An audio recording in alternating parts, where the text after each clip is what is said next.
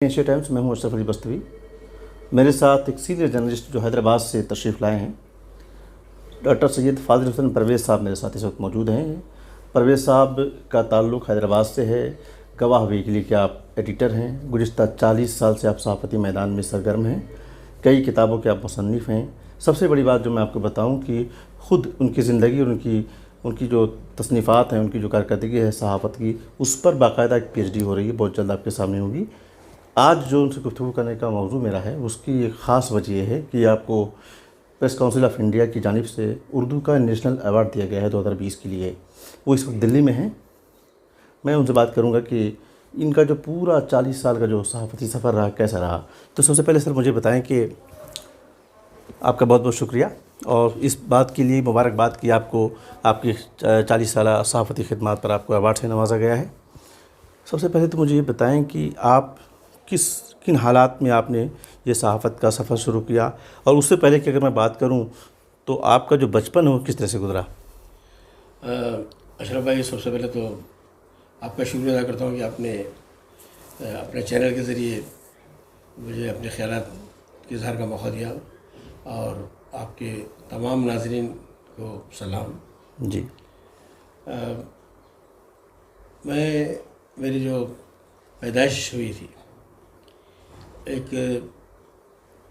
मेरी पैदाइश से 3 महीने पहले मेरे वालिद का इंतकाल हो गया था। और बल्कि मेरी वालदा 21 साल की थी जब मेरी 3 बड़ी बहनें थीं।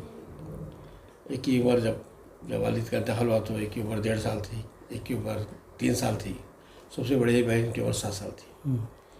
मेरा जो ददियाल है, ददियाल बहुत ही हाईली क्वालिफाइड और आला ओहदों पे फैसले। मेरे ताया, मेरे वालिद के सगे खालाजाद भाई IAS ऑफिसर थे, वो कलेक्टर भी रहे।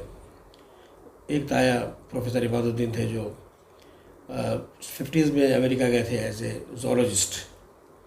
एक और ताया थे जो एग्जीक्यूटिव इंजीनियर थे जी। और ननियाल में जो है तालीमी याफ्ता तो नहीं थे मगर शुरफा थे। इन दोनों ननियाल और ददियाल के दरमियान मैं एक यतीम बच्चा था।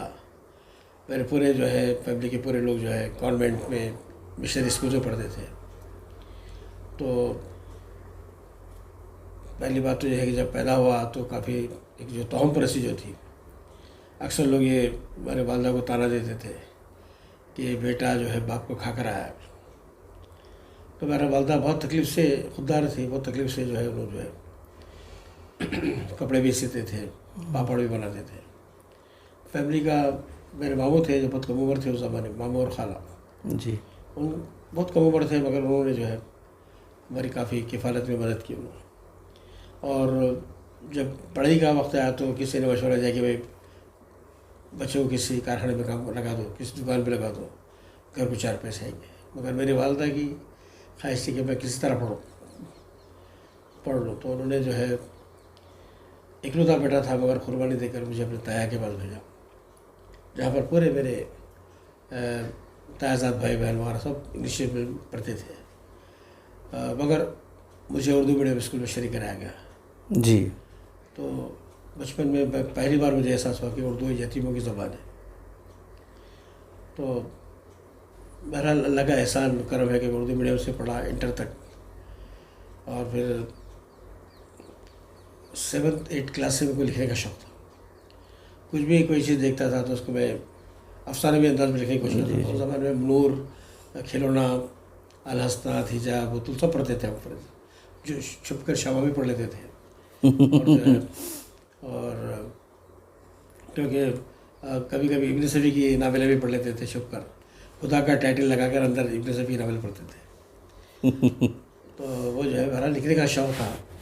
तो बाकायदा सहाफ़त में आप कब आए? मैं अगर आप देखिए तो जब मैं 8th क्लास में था, 8th क्लास में था तो स्कूल का मैगज़ीन निकला था एक, वो स्कूल का मैगज़ीन का मैं एडिटर बनाया था, यानी अगर ये स्कूल के ज़माने में।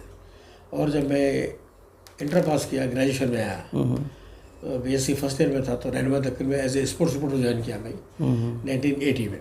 जी जी। उस तरह से 43 ईयर्स चल रहा है मेरे साफत में। आपका जो जैसा आपने बताया कि स्पोर्ट्स जर्नलिस्ट के तौर पर आपने ज्वाइन किया, आपने स्पोर्ट्स पर भी कई किताबें लिखी और ख़ासतौर से अज़हरुद्दीन पर भी आपने किताब लिखी है और भी कई किताबें हैं जो स्पोर्ट्स के ताल्लुक़ रखती हैं। जी जी। तो नहीं, स्पोर्ट्स का जर्नलिज्म का तो मेरे को बहुत ही दिलचस्प और बहुत ही अच्छा तजुर्बा है और मेरे को जो नाम इज़्ज़त मिली मेरे को स्पोर्ट्स जर्नलिज्म से मिली। जब मैं रहनुमा दक्कन में ज्वाइन किया तो मैंने उभरते हुए खिलाड़ियों की तारुफ का सिलसिला शुरू किया। स्पोर्ट्स राउंड अप में वीकली राउंड अप आता था, डेली रिपोर्टिंग में रहती थी और वीकली राउंड अप आता था, स्पोर्ट्स राउंड अप। तो मैंने एक ज़माने में जो है खालिद अब्दुल क़य्यूम एक खिलाड़ी हुआ करते थे जी, जो गावस्कर के साथ वो ओपनिंग करने वाले थे टेस्ट में जी, और कुछ लड़ाई झगड़े होने की वजह से वो अमेरिका चले गए। तो पहली बार खालिद अब्दुल क़य्यूम, उसके बाद अरशद अय्यूब, उनके बारे में। फिर अज़हरुद्दीन जो है बिल्कुल जब रांची खेल रहे थे तो उनके बारे में उनका तारुफ लिखा था। उर्दू पढ़ने वाले अज़हरुद्दीन से वाकिफ़ नहीं थे। इंग्लिश अखबार तो स्पोर्ट्स का दो सफ़ा देते हैं। तो अज़हरुद्दीन के बारे में मैंने लिखा था कि ये हैदराबाद से एक औरत से अव्वल का जन्म हुआ है और अगर आज उसे मौका दिया जाए तो ये बैनुल-अक़वामी सतह पर मुल्क का नाम रोशन करेगा। अल्हम्दुलिल्लाह 1 साल के अंदर ही वो जो है टेस्ट के लिए वर्ल्ड रिकॉर्ड बनाए। फिर उसके बाद जो है मेरा नाम अज़हरुद्दीन के नाम के साथ लग गया था। अब यहाँ तक तो आपका जो सहाफ़ती जो कैरियर था स्पोर्ट्स का, उसके बाद आप पॉलिटिकल जो सहाफ़त है एक तरह से कह सकते हैं जनरल सहाफ़त, उसकी तरफ कब कैसे आना हुआ और किस अखबार को ज्वाइन किया आपने? 1989 में मैं रहनुमा दक्कन से रहा। रहनुमा दक्कन में 21 साल काम किया मैं। जी, रहनुमा दक्कन जो इस साल 101 साल का हो गया वो। जी, जी। तो 1989 में रहनुमा दक्कन में जो है वेज बोर्ड के मसले पर मैनेजमेंट और स्टाफ के दरमियान तनाज़ा पैदा हुआ था और पूरा स्टाफ जो है हड़ताल पर चले गया था। मेरी नई शादी हुई थी और माली हालत भी बेहतर नहीं थे। तो मैंने मैनेजमेंट का साथ देने का फैसला किया क्योंकि वो जो तहरीक थी, वो जो हड़ताल की तहरीक थी, उसका पस मंज़र कुछ और था। बहरहाल मैंने जो है अकेला मैं एक सब एडिटर 4 कातिबीन को साथ लेकर 16 दिन तक अकेला अखबार निकाला मैं का। तो उस ज़माने में सफ़े अव्वल से लेकर सफ़े आखिर तक सब कुछ करना हुआ करता था। तो अल्हम्दुलिल्लाह जो है मुताला ज़्यादा करता था मैं हर टॉपिक पे। जो है उस ज़माने में इंटरनेट था, गूगल ने था, तो सिर्फ मैगजीन्स पढ़ना। उस ज़माने में इलस्ट्रेटेड वीकली भी निकलता था। इस 40 साल सहाफ़त की लर्निंग क्या रही अगर मैं आपसे कहूँ तो? 30 साल ये मेरी लर्निंग ये रही कि एक सहाफ़ी अगर ईमानदारी से अगर काम करे तो वो अपने कौम का रिफॉर्मर भी बन सकता है, वो कौम का एडवोकेट भी बन सकता है, वो ज़ालिमों के ख़िलाफ़ जहाद भी कर सकता है, मज़लूम को हक़ दिला सकता है और अपने मज़हब के बारे में, अपनी कम्युनिटी के बारे में दूसरों तक जो सही पैगाम पे पहुंचा सकता है। एक चीज़ ये कि इस 40 साल सफ़र में बहुत सारी लर्निंग, जैसा कि आपने बता रहे हैं कि इस तरह से रही है। क्या चीज़ें आपको लगीं कि उर्दू सहाफ़त इस वक्त जब आपने शुरू किया था तब कहाँ आप देख पा रहे थे, कहाँ से शुरुआत हुई थी, अब कहाँ पर है इस वक्त? देखिए साहब, जब मैं शुरुआत किया था तो उसे आप पत्थर का दौर कह सकते हैं क्योंकि जब लेथों पे जो अखबार छपता था वो पत्थर पर ही छपता था। फिर उसके बाद जो है आप कंप्यूटर कैलीग्राफी का दौर शुरू हुआ। फिर 2000 के बाद जो है इंटरनेट आया, गूगल आया। आज का दौर जो है डिजिटलाइजेशन का है दौर है। टेक्नोलॉजी तो अखबार को मिली, टेक्नोलॉजी की बात भी, लेकिन साथ साथ जो अखबार के जो सहाफ़ती अक़दार हैं वो क्या उसी तरह से आगे बढ़े जिस तरह से टेक्नोलॉजी आगे बढ़ी है, या उसमें डिग्रेडेशन आप देख रहे हैं? नहीं, देखिए साहब, पहली बात तो ये है कि अखबार का सर्कुलेशन कम हुआ जी, उसका रीच आउट ज़्यादा बढ़ गई, रीडरशिप बढ़ गई जी, चूँकि जैसा आप देखिए आप उसके साथ जो है कि जैसा आज आप सोशल मीडिया पे जो है आज आप घर बैठे आप व्हाट्सएप पे या फेसबुक पे आप पूरा का पूरा अखबार आपको फ्री मिल जा रहा है। ये है ना, तो जिससे अखबार तो नुकसान होगा। तो ये जहाँ तक अखबार के एथिक्स का ताल्लुक है, जो अखबार जो का मामला है उसमें बढ़िया तक गिरावट आई है। उसकी वजह क्या है? उसकी वजह यह है कि अखबार के जो मालिकिन हैं वो सरमाकार है। کہ یہ لوگ پہلے کا جو دور تھا وہ ایک مقصد کے تحت، ایک کاس کے تحت اخبار نکالا کرتے تھے. آج جو ہے اپنے مفاد کے لیے اخبارات نکال رہے ہیں، ہر جیسے کرکٹ کی دوڑ بھاڑ تک. تو ہمارے جو مالکی، جو پیسہ سرمایہ دار جو اخبار کے مالکین رہتے ہیں، وہی ایڈیٹر بھی بنتے ہیں. جی. تو ان کا مقصد یہ رہتا ہے کہ بھئی راجیہ سبھا کی ممبرشپ، کسی کارپوریشن کی چیئرمینشپ، کسی پارٹی کا ٹکٹ، یا بڑے بڑے کانٹریکٹس، یا فارن ٹورس، یہ ان کا ایک مقصد ہے. صحافت کی آزادی، اس درمیان آپ نے آزادی کی بھی میں بات کروں گا کہ جب آپ نے شروعات کی تھی، اس کے بعد میں جو اس دور میں صحافتی آزادی تھی آپ کو لکھنے بولنے کی، وہ آزادی حال کے دنوں میں بہت چرچا میں رہی ہے کہ بہت زیادہ محدود ہو گئی ہے، بہت زیادہ کمزور ہو گئی ہے. آپ کیا دیکھتے ہیں؟ اشرف بھائی، اس زمانے میں بھی سختیاں تھیں، اس زمانے میں پابندی تھی. رہنما دکن جو اخبار تھا، ایک ایسا واحد اخبار تھا جو سچ بات کہتا تھا، حق بات بولتا تھا. تو اس پر بھی پابندی لگی تھی اخبار چھپنے پر. ایڈیٹر کو گرفتار کرنے کے لیے کوشش کی گئی تھی، خالد صاحب کے انکاؤنٹر کی کوشش کی گئی تھی. کئی بار ایسا ہوا کہ پولیس کی طرف سے نوٹس آتی تھی، بعض صحافیوں کو ڈرایا بھی جاتا تھا اور بغیر کسی الزام کے مارا پیٹا بھی جاتا تھا. اب چونکہ سوشل میڈیا عام ہو گیا، اس کی وجہ سے معلوم ہو رہا کہ یہ صحافت زیادہ، بلکہ پہلے کے مقابلے میں آج زیادہ آزادی ہے. ٹھیک ہے. آج کی جو نئی نسل ہے جو اردو صحافت کر رہی ہے، جی، اسے آپ کہاں پاتے ہیں؟ دیکھیے، آج کی جو نئی نسل ہے وہ اس لحاظ سے خوش قسمت ہے کہ جو وسائل، جو سہولتیں ہمیں میسر نہیں تھی، وہ آج کی نسل کے پاس ہے. وہ آج جی. ہاتھ میں جو موبائل فون ہے، اس کے پاس پوری مکمل کائنات ہے. اس کے پاس جی. انفارمیشن اس کے پاس ہے، آج ریسورسز اس کے پاس ہے. آج جو ہے، آج اگر وہ ڈکٹیٹ کرا سکتا ہے فون پہ، پوری نیوز آٹومیٹک ٹائپ ہو جاتی ہے آپ کو. جی. اور آج جیسا آج کل جو آرٹیفیشیل انٹیلیجنس ہے، اس کی وجہ سے تو آپ کوئی ٹاپک بول دیا تو آپ کو پورے کا پورا موضوع تیار مل جا رہا ہے. جی. تو یہ پھر آج کے جو لرننگ مشین کا معاملہ ہے یا ٹرانسلیشن جو ہو رہا ہے، یہ بہت اتنی ساری سہولتوں کے درمیان جو آج کا صحافی ہے، جی، وہ سمجھتا ہے کہ نہیں، بہت ساری ایسی چیزیں ہیں جو مجھے حاصل نہیں ہیں. خاص طور سے آزادی کی جہاں تک بات کرتے ہیں، بار بار میں اس کا ذکر کروں گا کہ گزشتہ 8 سالوں میں آزادی پر بڑا چرچا ہوئی ہے.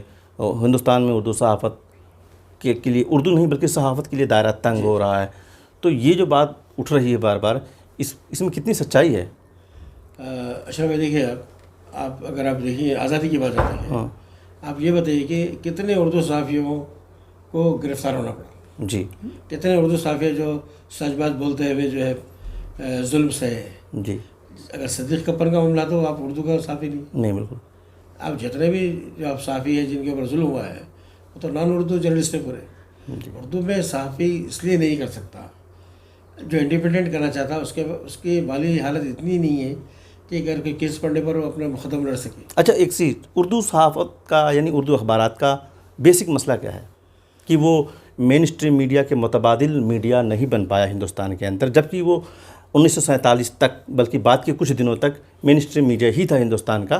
لیکن وقت کے ساتھ ساتھ وہ پیچھے چلا گیا اور مین اسٹریم میڈیا کی جگہ انگریزی اور دوسرے ہندی نے لے لیا.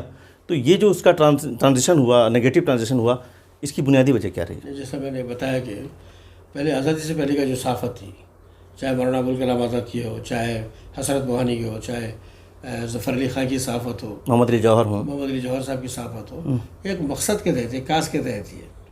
تو آپ کیا کہنا چاہتے ہیں؟ کیا اس وقت بے مقصد کی صحافت ہو رہی ہے؟ تو سرمایہ دارہ نظام ہے، سرمایہ دار اپنے مقصد کے لیے کام کر رہی ہے. تو صرف پیسہ کمانے کے مقصد سے ایک انڈسٹری کے طور پر سے دیکھا جانا کے لیے جو ہے.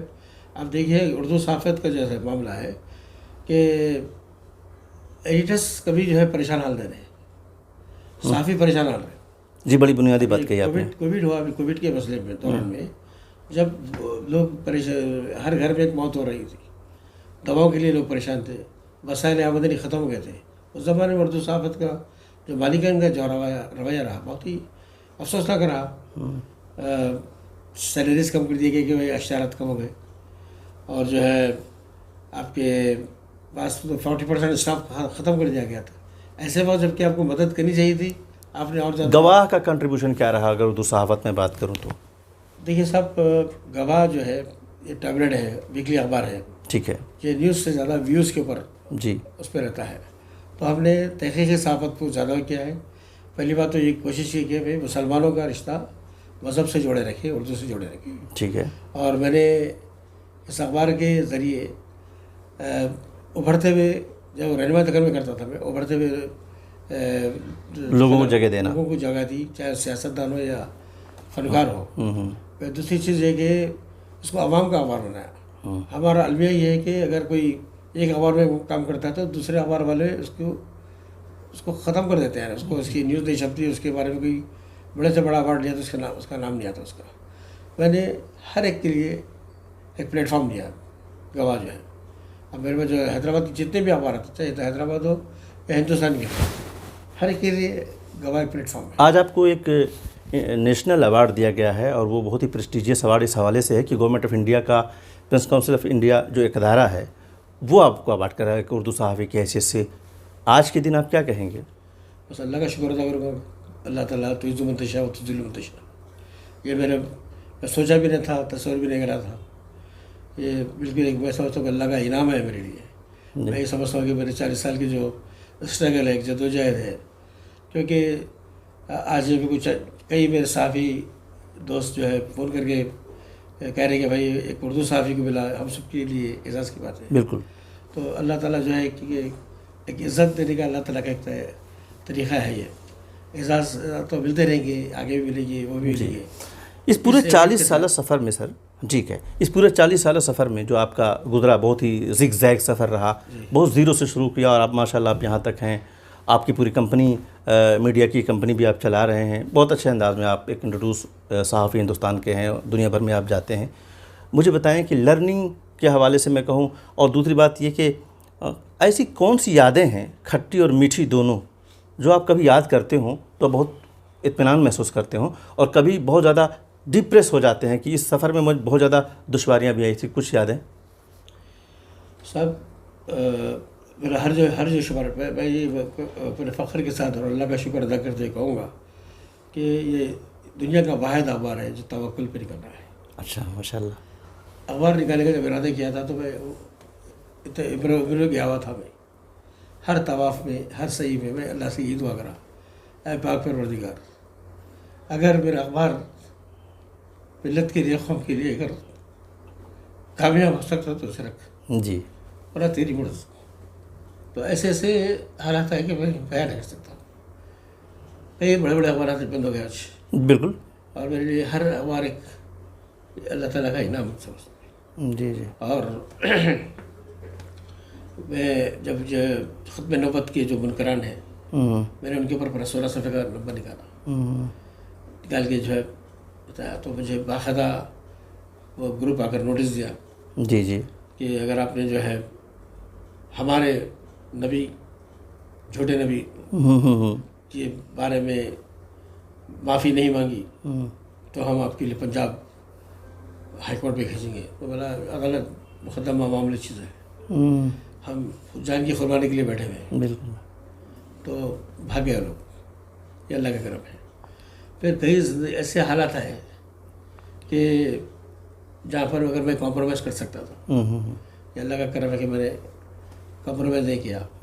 خوشی کا وہ کون سا موقع آیا کہ جب آپ کو لگا کہ میں جس ڈگر پر، جس سفر کو میں نے شروع کیا تھا، اور وہ بڑی مشکل ضرور رہا، لیکن اب مجھے لگتا ہے کہ میں صحیح رائٹ ڈائریکشن پر کام کر رہا تھا اور میں صحیح رائٹ ڈائریکشن پر صحافت کر رہا ہوں؟ دیکھیے صاحب، میں خوشی کا موقع اور اللہ کا تو ہر حال میں شکر کرتے ہیں. بے شک. کہ ہم بڑی بڑی مچھلیوں کے درمیان تھے جہاں چھوٹی مچھلیوں کو نکل لیا جاتا. جی بالکل. جو لوگ 35 سال تک میری مخالفت کرتے رہے، جب تقریروں میں انہوں نے ہماری تعریف کرنا شروع کی تو میں نے کہا اللہ تو مخالف القلوب ہے. بے شک. تو وہ میرے لیے خوشی کا دن تھا کہ بھائی آج لوگ احساس ہوا کہ جو ہے. اور رہی بات یہ کہ آج گواہ جو ہے الحمدللہ جو ہے اس کو سچائی کا ترجمہ سمجھا جاتا ہے. جی، یہی میری کامیابی ہے. بے شک.